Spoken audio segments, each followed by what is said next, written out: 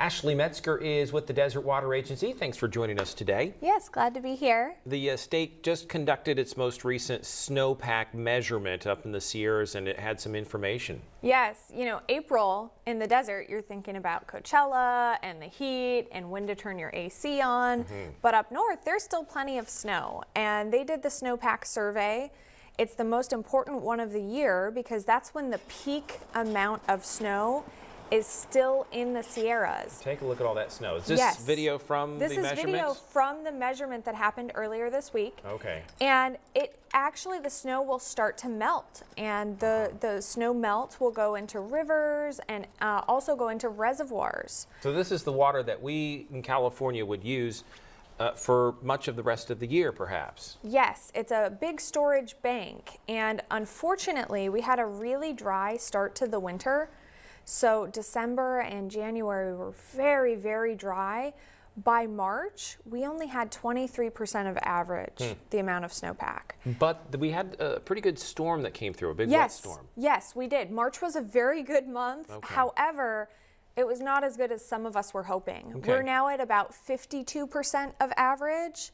So compared to 23, that's excellent. But you know, when you're looking at a normal year, that's not very good, or especially compared to last year, which was so phenomenal.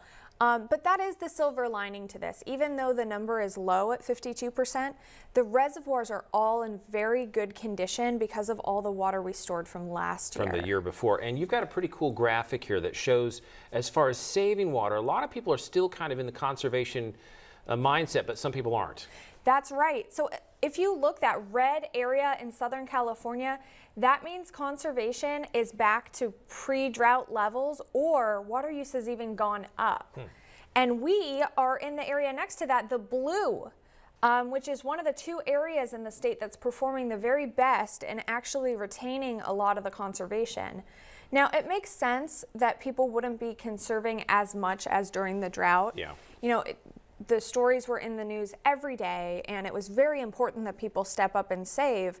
But I think the reason that our community has been so successful is because so many people made permanent changes. They didn't just stop watering their grass and then start again.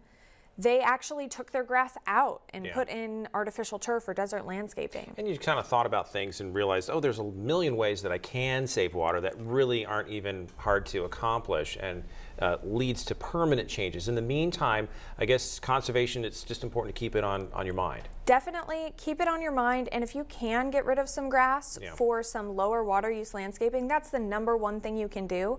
And there are rebates available from many of the local agencies for up to $2 a square foot to help you do that. So financially, it could be a good deal as well, at least help pay that bill of making the change. So exactly. Appreciate you being here with us today, Ashley. Always interesting water news, as always. Thank you. Thanks so much.